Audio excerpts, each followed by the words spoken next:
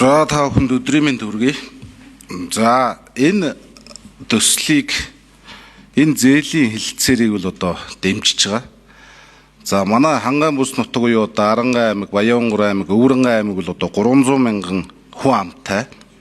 За эрчим хүчний найдвартай байдал бол нэлээд алдагдсан ийм бүс нутгаа. Яагаад вэ гэх тэгэн зэрэг Эрдэнэт булганаас цахилгаан дамжуулах агаарын шугамар одоо эрчим хүчээ авдаг.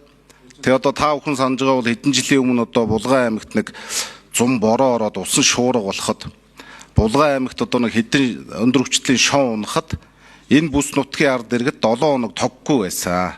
За эндээс юу харагдж байна вэ гэх тэгэн зэрэг одоо эрчим хүчний найдвартай байдал бол алдагдсан байна гэдэг нь харагдж байгаа.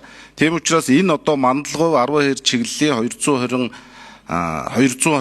хос одоо энэ агаарын цахилгаан дамжуулах шугамын энэ төсөл хийгдэж энэ шугам тавигдсанаар энэ бүс нутгийн иргэдийн цахилгаан хангамжийн найдвартай байдал нэмэгдэх юм аа.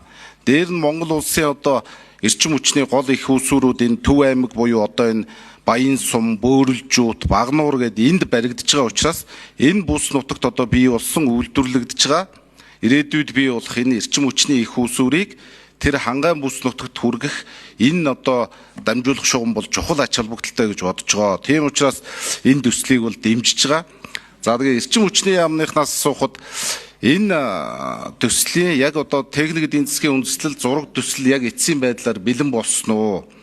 Яг ашиглалтанд орох хугацаа нь хизээ вэ? Яг одоо энэ хэлэлцээр ингээд их хурлаар бид нар ингээд дэмжээ батлагдсан нөхцөлд энэ жилдээ ажил эхлэх үү?